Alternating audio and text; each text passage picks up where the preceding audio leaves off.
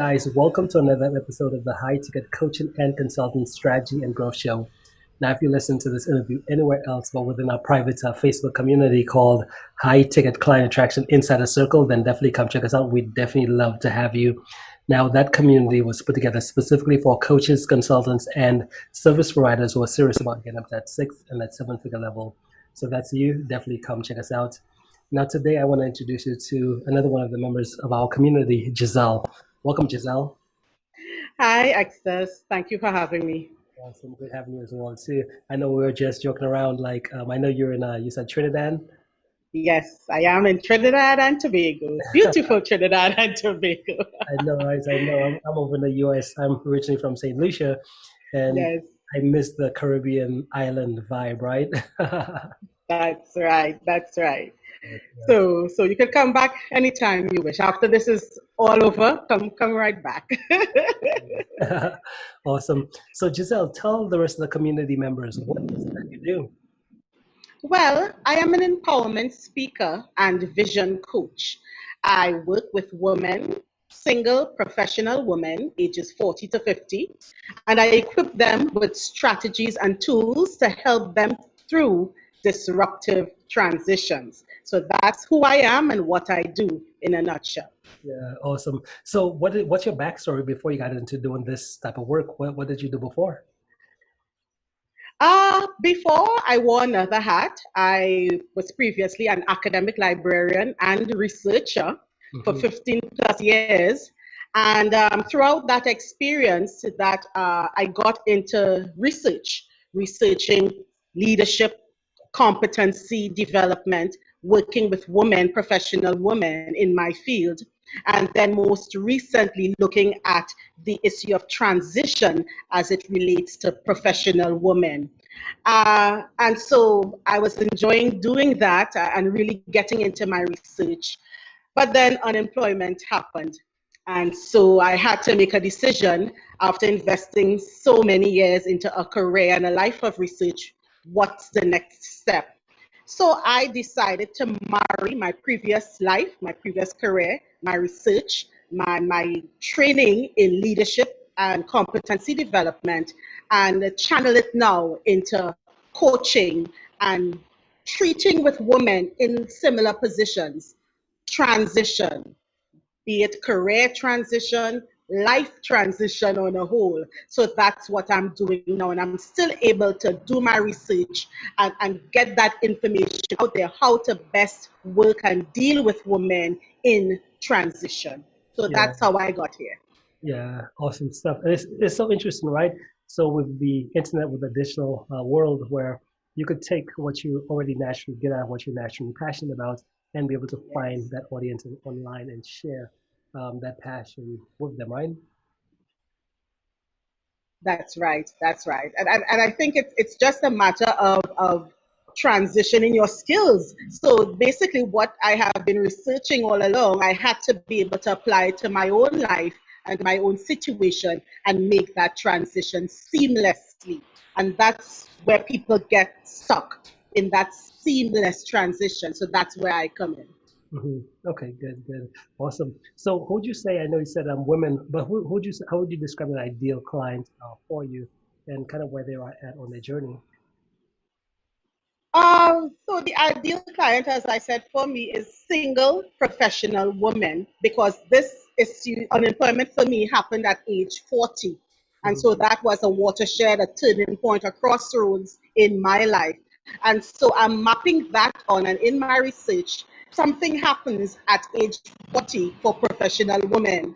And so I decided to zero in on that age group as well as their position, managers in their organization, and they're looking to make that transition. And we're realizing that they need help. It's not as automatic as we would like to think. There is a physical transition. Okay, yes, I changed jobs, but transition goes a bit deeper. There's an internal, cultural, emotional element that we have to deal with and we can't ignore. So that's where I would work with them to help them deal with the emotional baggage of transition and then get them back into functioning at that level, that high level of competency within their organizations. So Hmm. that's how I would describe my ideal client. Yes. Yeah. And what does working with you look like? What does that process engagement look like? So, as I said, there are different elements to transition. So, of course, there's the first, the competency level. So, you have to assess your current bag of competencies, and I like to call it. So, using me as an example, I was qualified. I got to the top of my organization, and so unemployment came. So I had competencies already. So you first have to assess, what do you have in terms of competencies for your job? Do you need to adopt any new competencies? Do you need to reprioritize the competencies that you already have? So that's the first step. Then there's the cultural element to transition. I'm from Trinidad and Tobago. I've been fortunate to work around the Caribbean in different organizations. And in that shift, in that transition, you have to understand that there's a cultural change, a cultural nuance between organizations that you have to help people to understand, to quickly shift and get into functioning in their competent position. And then finally, as I hinted to a moment ago, there's the emotional level. And that's where I like to say people get paralyzed, they get stuck because they can't deal with the emotional element of a transition. So for me, at age 40, I found myself unemployed. And that took me a while to comprehend. Young 40-year-old, top of her game. Why am I unemployed? And so that's where women like myself spend the most time stuck trying to grapple with this. And so that's the process in a nutshell that I would start working with someone, getting them through their transition. Hmm. Okay, good. And what about is most of your work mindset type of coaching as well too? It starts there because that's where the battle is. I like to say it really starts there. You know, we like to speed to the next level. Okay, you're in a transition, get over it, and let's go to the new. But you have to do the work with the mind, the mindset work as you described it, yeah? And so it really starts there. Hmm. Okay, good stuff, good stuff. So, what would you say from your own experience, just based on where you are today, the success you've created for yourself? What's one skill you've really practiced that you would say has been responsible for your success? You know that question they like to ask you in the interview, what's your best skill? And then they turn it around. So, what's your worst skill? It's Hmm. that kind of situation for me. I'm a planner. Long-term planning is my strength. I believe that got me and that accelerated me into leadership positions in the past. My ability to project and vision, but it also, in this season of my life, I had to reframe it because long term planning was not the skill or the competence that I needed in this season of my life. And so the skill that I had to adopt now was short term planning and learning how to measure the success with short term planning. And so that's one competence, one skill that I really had to develop quickly in this area of life coaching and working with women. Yeah, yeah, and that is so powerful, right? So it's one of those things where life it's always based on being able to be flexible, right? So some people say, "Hey, Yes, this is what it is," and they never see any other way. Just like with I guess with that, COVID-19, yeah, when it hit, there's a lot of people that's right. probably still complain like, "Oh, things will never like, what do I do?" And they're just like in fear versus again, it seems like from your perspective, all it is just like adapting, right? Seeing what the situation is, adapting to what's gonna be best for whatever that situation is, right? That's right. Hmm. That's right. And I want to introduce a word that I introduced at this first stage in the process. It's resilience.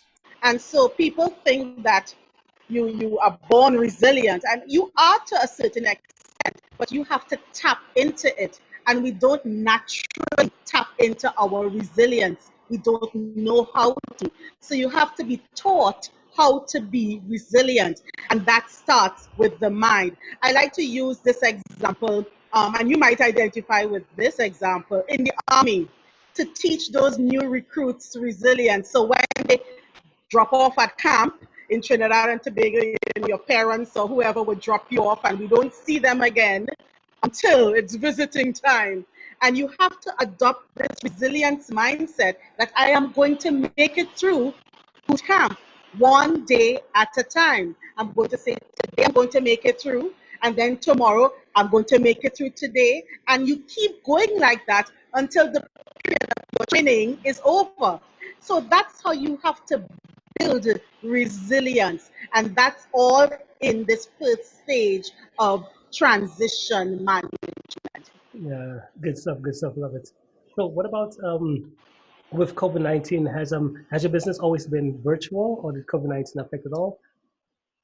Well, I'm a bit different. So I started off physical, face to face, and because of COVID-19, I had to go totally online.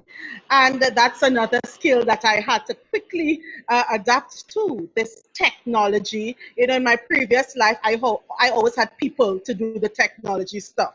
I would describe myself, I'm the ideas person, you do the technology. But now I'm the ideas person, I'm a tech person. So I've had to adopt and understand very quickly how to work, have my audience, reach my audience basically in this format. So that's what happened for me. I had to shift totally online, but I'm enjoying it actually, and I'm learning in the process, in the transition again for me, myself. Yeah. Yeah, good, good. What about the vision? What's that big vision that you're currently building towards at the moment?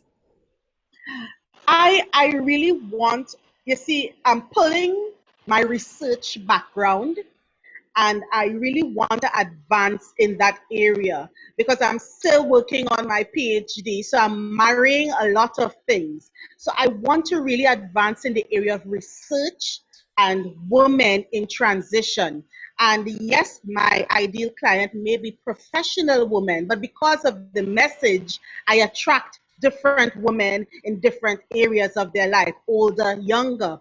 So my big vision is to really do the research and make representation for Caribbean women in transition. And this is what the research shows so that other women can benefit from my services. It's still very much research based, so I'm not doing away with my research training. So that's a part of the big vision for me. Yeah. Now, are there any common mistakes you see most, maybe say most women who are in maybe transition that they make that kind of maybe makes the process take longer, or maybe doesn't even you don't even get started. They live with something that just they don't really enjoy doing. Sorry, I didn't get that clearly. Could you just repeat? Yeah. Are there any big mistakes you see most women who are in Okay. transition? Are there any big mistakes you see that they make that prevents them from getting those results that they want? Yes, sure. As I introduced earlier, this concept of transition paralysis, and there are stages to this as well. So, one of the mistakes that we as women would make, firstly, is that longing for what was. And again, using myself as an example, uh, being unemployed and going through that emotional reckoning that this is now your new normal, as it were, it's as if you're really grieving a loss, you know, like the death of someone, a loved one, and you have to walk through that grief. Before I understood that I really had to grieve the loss of my former life, I spent a lot of time in self pity, depressed. And so that's one of the mistakes that women would make. And when I work with women, I immediately show them that you're in this position. The next mistake that I see women make as they go through this transition is that they try to skip steps and they try to get to the new normal or the new season too quickly. And that's where we mess up because we have to allow ourselves to understand, okay, what am I going to take from my old season? What am I going to do away with?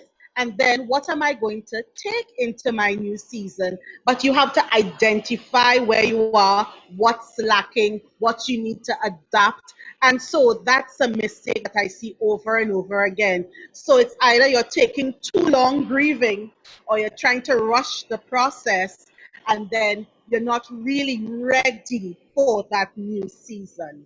Yeah, yeah. So in essence, you're saying that there's a sweet spot that should be found, the spot between not letting Yeah, too long, but also not trying to rush the process. correct. That's correct. Yes. Okay, very good.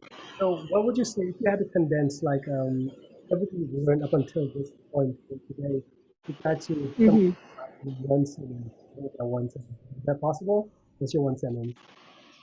One sentence. Yeah, Ah, transition is not a dead end. Transition is only an opportunity for you to reframe your thinking and start again. And that's what I tell everyone. You don't see transition as the end, it's really the start of a new beginning for you. So that's a sentence that I can come up with to sum up everything. yeah, yeah. Powerful stuff. And it's so fascinating, right? In life, life is one of those kind of like things where it's like it's always leading to the next thing and the next thing and the next thing. It's not just a complete thing. It always goes into the lining up with Yes, you. There's always that most individuals when you get to a roadblock of something that you need to change. And that perspective in the beginning. yes, yes. Okay, That's so true. yeah, good, good. Now, what would you say in terms of, I know as entrepreneurs, every time we go on our journey, always get these amazing insights every so often, whether it's daily, weekly, we're like, man, why didn't I learn this before? Or, man, that would really help my client or something. Have you Yes. had those insights recently that you can share? Um, I, by nature, because I've been in leadership positions for so long, I kind of like to do things myself. I understand the position of pioneering things. And so in recent time, I've had to kind of take a back seat and become the learner again. I think that's a unique position to be in. And so it's a lot of reframing going on. And so I would say that because of the position that I'm now in as a coach, you have to understand reframing and you have to understand how that works and how it works very quickly, and you have to be in alignment with when the reframing is taking place. And so I would say that that's something that I'm learning to do again. I'm becoming a student again, even as I teach, and I don't think that that's a bad position. I have gone before, so I have the answers to the transition that you are now going through. But at the same time, I am getting you lessons so that I can put that into my offering that I'm teaching you. So yeah, I would put it that way. Yeah, yeah, good stuff, good stuff. And I believe that's the same, that's the core with every type of coach or consultant, right? So we're at a certain level, but at the same time we still have to keep going, still keep That's doing, right. practicing what you preach, right? And, That's right. yeah, That's right. good stuff, good stuff. Now, if someone wanted to learn a bit more about you and they wanted to connect Yes. with based on what you shared with them here today, what's the best way for them to be able to reach out? Well, there are two ways. Firstly, via email, and that's pearls of great price one at gmail.com. And then, secondly, I'm on all social media Facebook, LinkedIn with the same name, Pearls of Great Price Empowerment Services. So if you look that up, you'll find me. Or you could search me, Giselle Alain Clement, and that will lead you right back to Pearls of Great Price Empowerment Services. And you'll find me there. Awesome. Good stuff, Giselle. And guys, if you listen to this interview on the live or the replay, the links Giselle just mentioned to get connected with her, and they will either be right above or below this video. So you can click and just connect her right to her. Oh, Giselle, hey, thank you so much again for making the time to be here today. Really appreciate you sharing what you do with the community. Yes. Do you have any final thoughts before we end? Thank you so much. You're welcome. Yes. Thank you. Thank you for the opportunity. You're welcome. Any final thoughts? Well, as I said, I like to repeat, transition is not the end. Just turn around and begin again. Awesome. Love it. Love it. Well, again, thanks. We'll talk soon. Yes, thank you. All right. Bye. Enjoy.